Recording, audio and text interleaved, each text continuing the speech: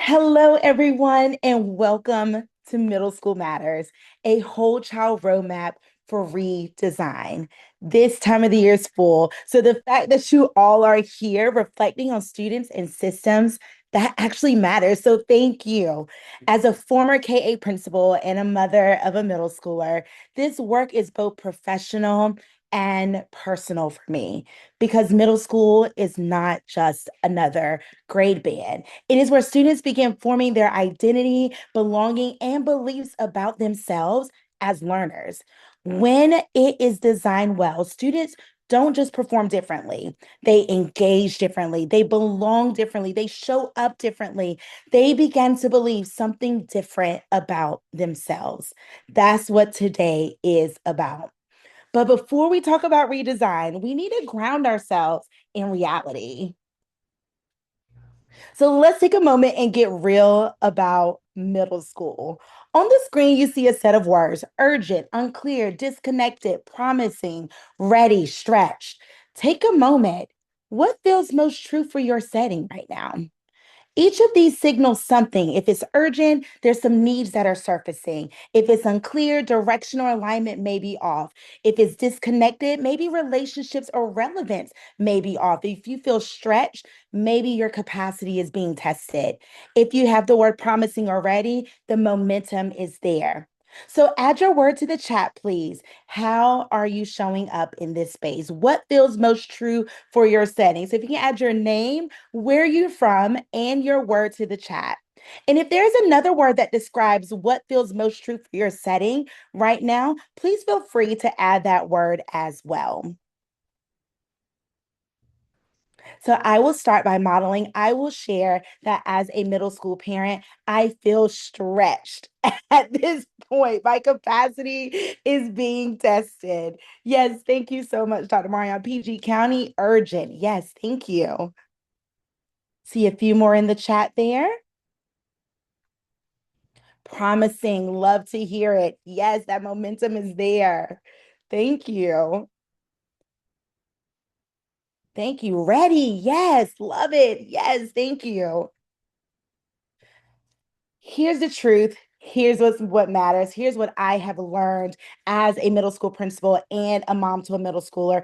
Middle school students show us the truth about our systems. They really do. They show us the relevance, the relationships, they show us the meaning. We don't redesign from a polished version of reality. That's not where the redesign happens. We redesign from what people are actually experiencing. So now that we've grounded ourselves in reality, let's get clear on where we're going today. So this session is about 45 minutes. I know that is such a short amount of time, but my goal is to move from those big ideas into practical action. So you'll have time for questions, and I encourage you to use both the Q&A box and the chat session, chat throughout the session. You've already done that. And if something resonates with you or there's an aha moment, please drop it in the chat. Again, if a question comes up, feel free to add it in the Q&A and we'll make space to come back to those. You'll also receive some follow-up resources after our time together today. So by the end, you'll walk away with a clear understanding of adolescent development, a whole child framework, practical ways to use data, which is my favorite, and a reminder that redesign does not require adding more. I'm going to stop right there. Redesign does not require adding more. The best redesign work does not start with a new program. It starts with a better understanding of the students that we serve. And that perspective for me is really shaped by my experience. So, for those of you that I have not had the pleasure of meeting yet, my name is Jasmine Cox, and I serve as a director of customer success here at Thrively. As you can see on the screen, I've spent about 15 years in education as a teacher, a special education director, and as I shared earlier, a KA principal. And those roles have really shaped how I think about this work because I've seen middle school from multiple angles, instructionally, operationally, and from a leadership perspective. And across all of those experiences, I've seen middle school become one of two things: either a turning point or a missed opportunity. And I don't say that lightly because middle school is where students start making decisions about themselves, whether they belong, whether they're capable, and whether school is for them. I was also born and raised in Eastern North Carolina, and I still carry that with me in how I approach this work. Very grounded, very relationship driven, and very focused on people first. And my colleague, Dr. Marion, jokes with me about this all the time. He says, Jasmine, you bring that full Southern hospitality energy into every conversation. And honestly, my Southern definitely shows up in this work. But what that really means is we lead with people. We humanize learning. And that's exactly why this work at Thrively resonates so deeply with me, because at its core, that's what we are all trying to do. Not just measure students, but truly understand them and design experiences that reflect who they are. And now, as a mom of two, including a middle schooler, which usually gets one of these two reactions, either, wow, you look too young for that, or that explains everything. And because of that, I get to see this in real time, not just through systems, but through daily experiences. What students say, what they don't say, what they disengage from, and what they lean into. And that perspective matters because what I care most about is helping schools move from vision to practice, from ideas to systems students actually experience. And the work I get to do now is partnering with schools and districts across the country to take ideas like strengths, hope, student voice, and turn them into structures that actually show up in our classrooms. And that work begins with one question: what's wrong with you? Schools have traditionally focused on what's wrong or what's missing, but redesign begins with identity.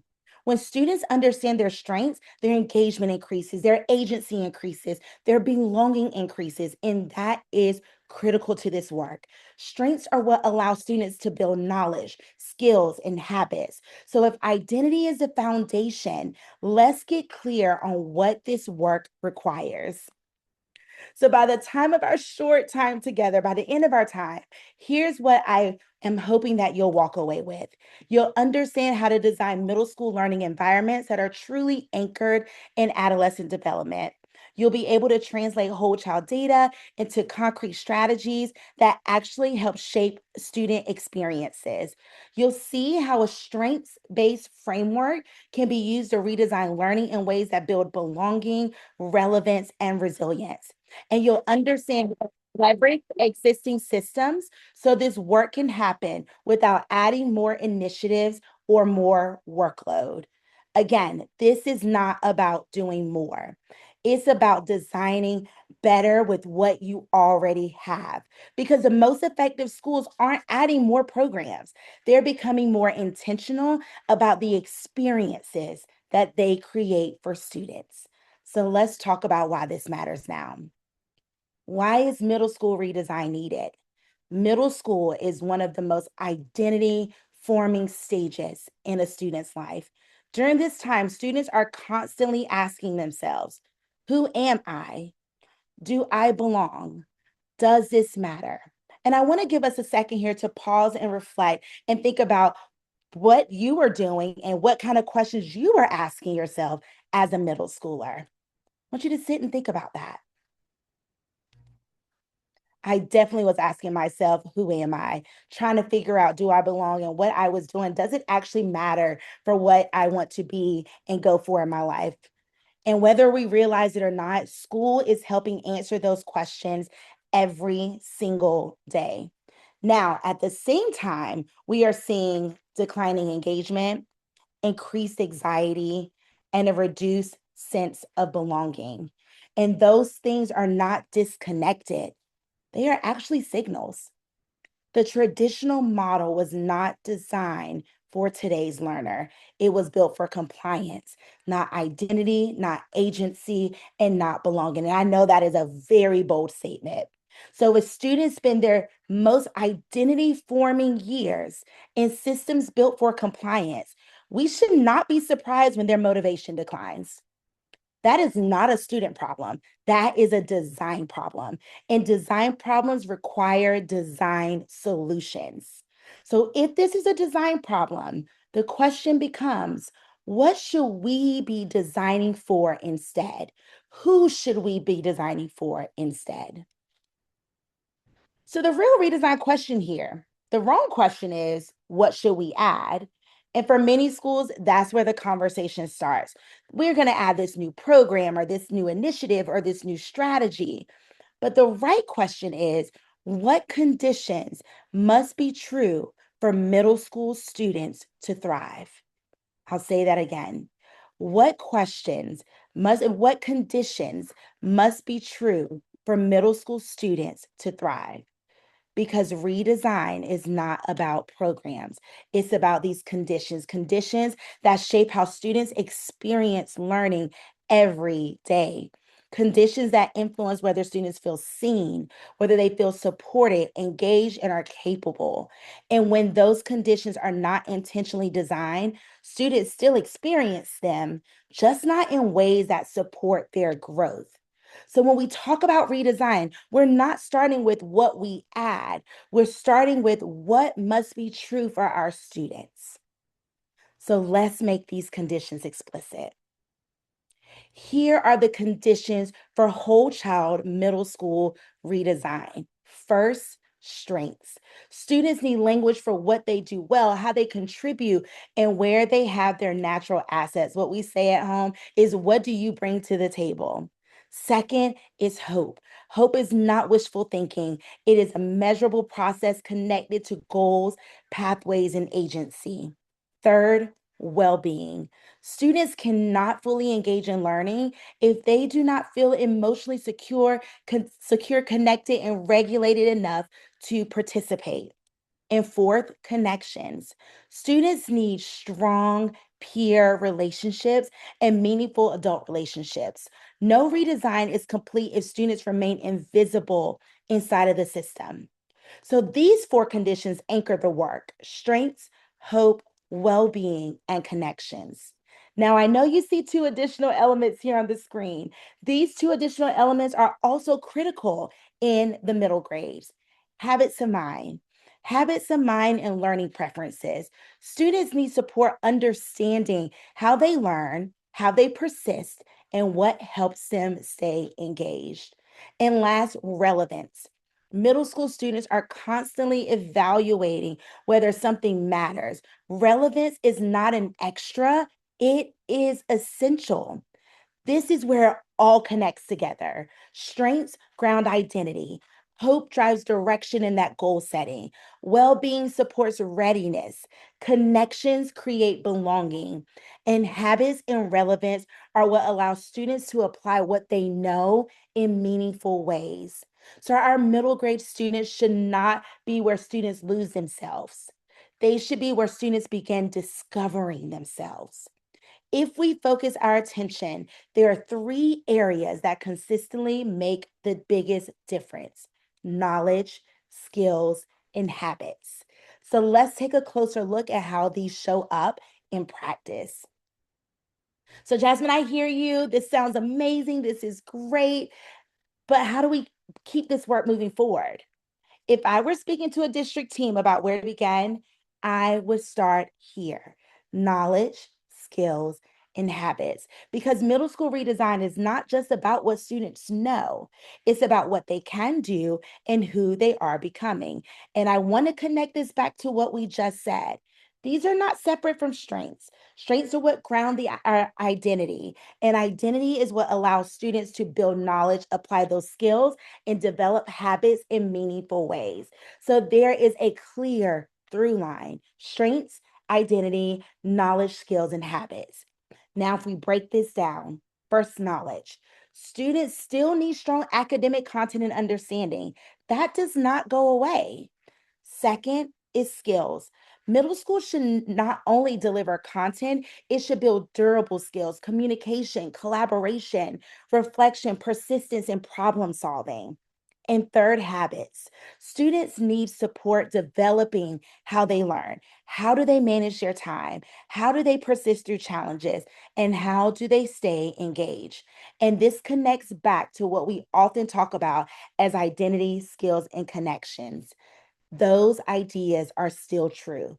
Identity is grounded in strengths. Skills are what students demonstrate and apply, and habits are what allow those skills to stick over time. So if we focus only on content, we miss how students learn. If we only focus on skills, we miss who students are. And if we ignore habits, nothing sustains. This is why middle school redesign has to intentionally build all three. And when schools get this right, students don't just complete work, they engage differently, they persist differently, they begin to take ownership of their learning. So once we are clear on what we are building, that knowledge, skills, and habits, the next question becomes practical. How do we actually operationalize this? This is where the redesign becomes operational rather than aspirational.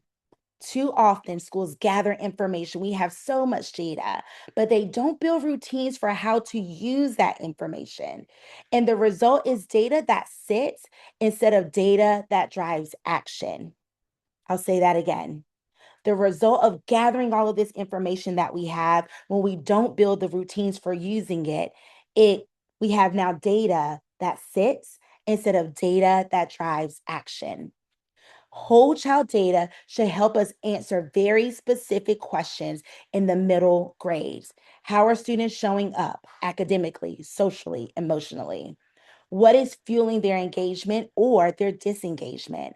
Where is agency rising or declining? Who may be quietly disconnected?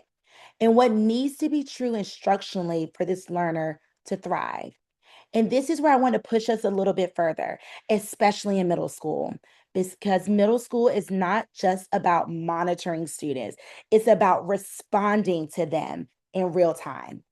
And that response has to live inside real structures in advisory, how we support goal setting and identity, and PLCs. How do we, as their teachers, plan for engagement and access in MTSS? How do we identify and respond before students fall behind? And in classrooms, how do we design learning experiences that actually connect? This is where Thrively becomes more than just a platform. It becomes a design tool because now we can act with clarity. Our strengths data helps teachers design meaningful entry points into learning so students can connect through who they are. Our hope data helps identify where students need support with their goals, their agency, and their pathways, especially in advisory and goal setting structures. Our well-being data provides early signals before disengagement becomes visible, so we can respond before students withdraw. Our learning preferences help personalize instruction, so students are not just compliant, but they are actually engaged. And connection data becomes critical in the middle grades because it tells us, does this student feel known? Do they have a trusted adult? Do they feel like they belong? And in middle school, that is not a secondary insight. That is a primary driver of engagement. The power of data is not in what it reports. The power of data is in what it allows adults to do next. I'll say it again. The power of data is not in what it reports, it's not what lives in our dashboards. The power of data is in what it allows adults, us, the adults, to do next. And here's the shift. We're going to move from collecting data to designing their responses. We're going to move from just reviewing data to now building routines. We're going to move from awareness to action. So, what does this look like? This might look like a team using strengths data in a PLC to plan entry points for a lesson, an advisory class using hope data to set and revisit student goals, an MTSS team again using well-being and connection data to identify students early. Because in middle school, responsiveness is everything. Students are constantly interpreting their experience. And if we do not respond intentionally, they will draw their own conclusions about school. So, what does this actually look like in practice? Because at this point, we've talked about conditions, we've talked about identity, connection, and data. Now, the question becomes, what does this look like inside real systems, real classrooms, and real decisions? Now, we're going to make all of this concrete. In many schools, the data conversation begins too late and it is too narrow. It starts after failure indicators rise. It focuses on missing work, behavior, or performance decline. And by that point, students have often been sending signals for months. For months. We are not lacking data. We are often responding to the wrong data too late. A whole child redesign approach expands the questions. We still care about academic outcomes. Yes, of course we do. But we also ask who feels connected, who sees their strengths, who knows their strengths, who's hopeful, who sees relevance in learning, who may need a different pathway to engage. And this is where the shift happens from tracking performance to understanding experience. I want to invite you into a quick reflection here. Think about one student in your building right now. Which of these questions do you not have a clear answer to yet? And I'd love for you to drop it in the chat. Think about one student in your building right now. Which of these questions do you not have a clear answer to yet? Who feels connected? Who sees their strengths? Who has hope? Who sees relevance in learning? Who may need a different pathway to engage? That gap, that is where redesign begins. Because when schools widen the lens, support becomes proactive instead of reactive. And that matters, especially in middle school, because students are not just learning content, they are, again, learning whether they are capable, visible, and valued. And that belief shapes everything. By the time academic data tells us that there is a problem, the student has most likely already made a decision about themselves. So, redesign is not about removing academic rigor. It's about creating the conditions that make academic growth increase. And here's the good news, there's good news about all of this. You do not have to start from scratch. You already have these systems in place. The work is to use those systems that we already have in place differently. So, what does this actually look like inside existing structures without adding more? One of the most important messages I want to leave you with is this: meaningful redesign does not require schools to add one more thing. It requires schools to rethink the purpose of what already exists. Schools already have the structures. We have advisory, MTSS, student support meetings, PLCs, goal setting routines, scheduling conversations, family communication routines. We have these systems already in place. So the question is not what do we add? The question is how do we make what already exists more developmentally responsive, more strengths based and assets based, and more aligned to what students actually need? As a principal, this was one of the most important leadership moves for me. Not overwhelming my staff with more initiatives, but helping them see existing structures differently. Because when that shift happens, again, advisory now becomes just more than just a class, it becomes a space for identity and goal setting.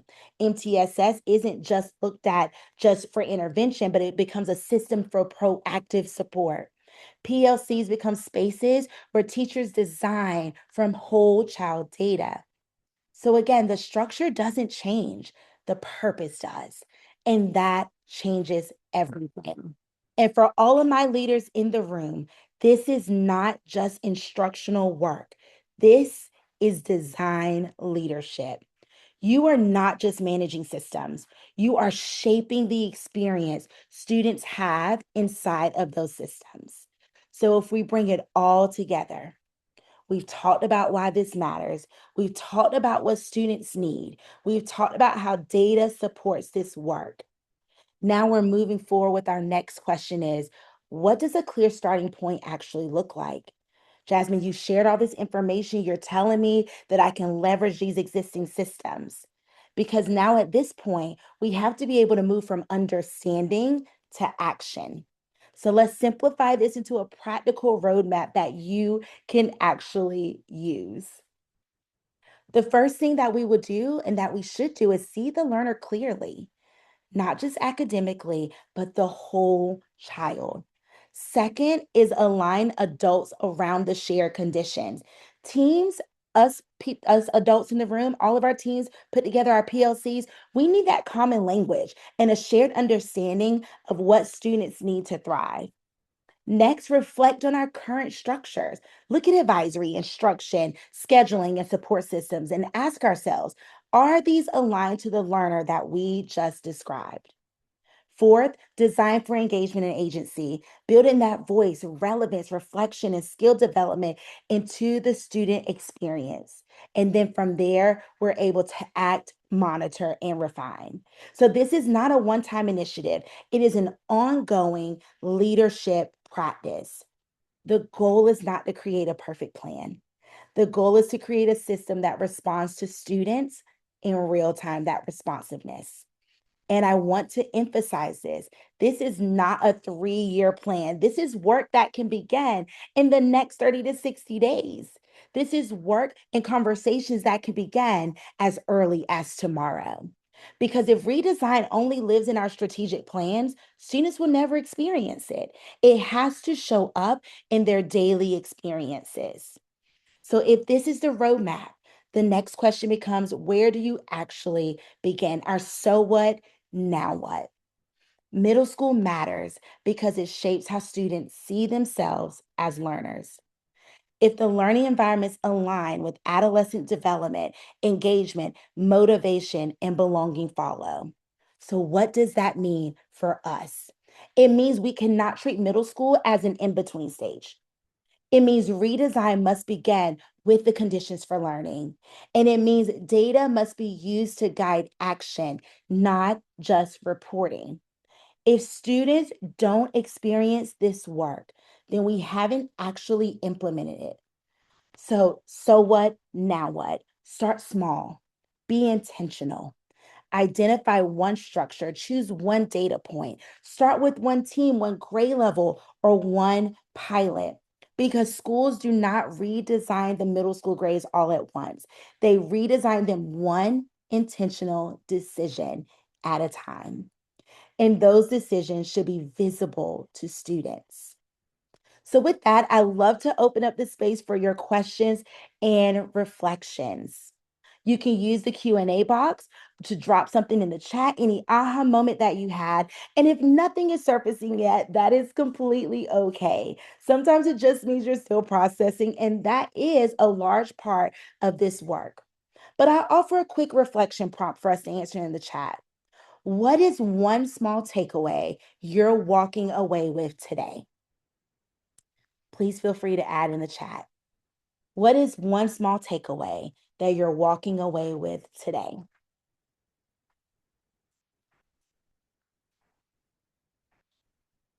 See some engagement in the chat. Thank you so much. What is one small takeaway that you're walking away with today? Maybe it's a shift in how you think about data. Maybe it's a structure you want to revisit, or maybe it's simply a starting point for redesign. Because even one small insight can create a meaningful shift in a student's experience. So while we're still thinking and adding things in the chat, I want to leave you with one thought and a clear place to begin. Because this work doesn't start with everything, it starts with where you are. So, again, what is one small takeaway that you're walking away with today?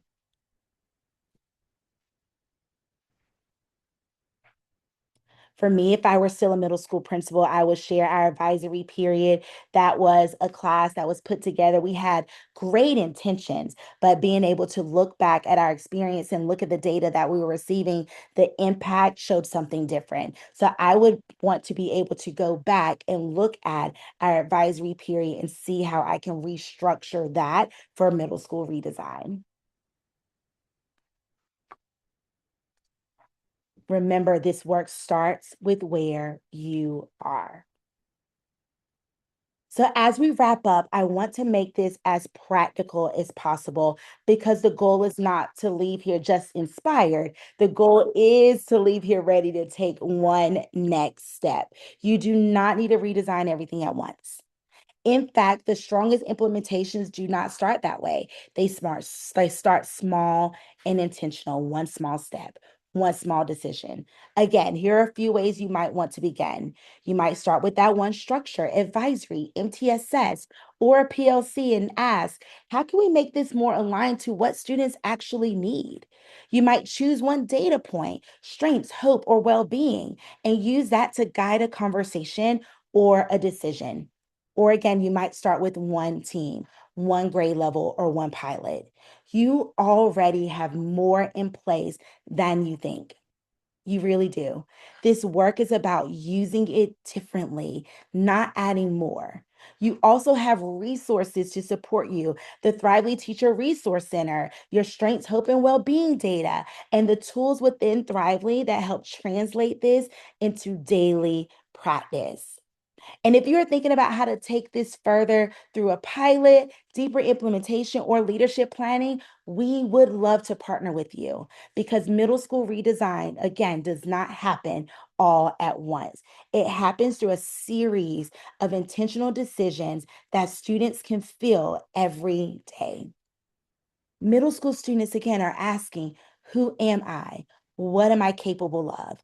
The question is, are our systems designed to answer them?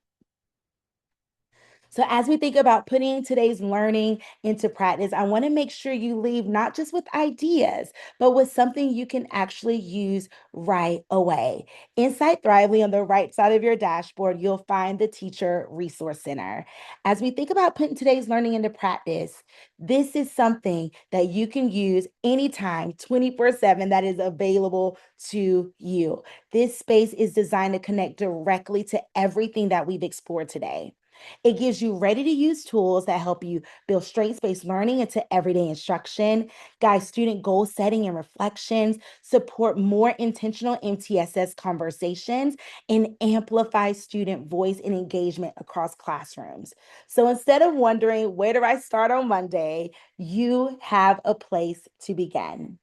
So the goal is not to remember everything from today, but the goal is to take one small step, one intentional step, and have the tools to support it. Because the real change doesn't come from one powerful webinar moment. It comes from what happens after in our classrooms, in our conversations, and in the small, consistent decisions that shape student experience. And if you're thinking about how to continue building this work, whether through deeper implementation, team alignment, or leadership planning, again, we would love to partner with you in that process. So, as we continue this work, I want to share what's coming next. We are moving into our quarter 4 webinar series designed to go deeper into specific areas of what we have explored today. These sessions are focused on helping you move from ideas into implementation. So, if today's conversation resonated with you, I encourage you to join us again. Bring your team, continue the conversation, and keep building that momentum because this work doesn't, again, happen in just one single moment. It happens through continued reflection, alignment, and that action over time. And most importantly, it's not meant to be done in isolation. It's meant to be built together. And if you're thinking about how to continue this conversation more directly, here are a few ways to stay connected with us. So, as we come to the end of our time together, I want to pause for just a moment to say thank you. Thank you for the work that you do every single day to support our students, not just academically, but as whole human beings. And thank you for choosing to spend part of your time today thinking deeply about how we can better notice, understand, and respond to what our middle school students truly need. The future of middle school isn't something that we wait for. It's not. It's something that we design together. So we will truly love to stay connected with each and every one of you. You can follow Thrively on LinkedIn, Facebook, and X. And you can also continue to use Thrively in your classroom. You can visit thrively.com/classroom for free resources, research insights, and practical tools you can begin using right away. We'll also share a link in the chat with an opportunity to refer your principal or district leader to Thrively with a chance to receive a free pilot account. Because again, this work grows strongest when our entire school communities are part of this journey. So, as you return to your classrooms and your schools, I hope you carry with you that one simple but powerful question: what's strong with you? Because that question doesn't just change conversation, it changes the culture. So we would love to continue hearing your story. So please tag us, share your experiences, and let us celebrate alongside you as your students grow and thrive. And before we close, I want to reintroduce myself again. My name is Jasmine Cox, and it has truly been an honor to spend this learning time with you today. So until next time, let's continue humanizing learning together, creating classrooms that are strengths-based, joyful, and hopeful. Thank you so much for being here, and I hope you have a wonderful rest of your day.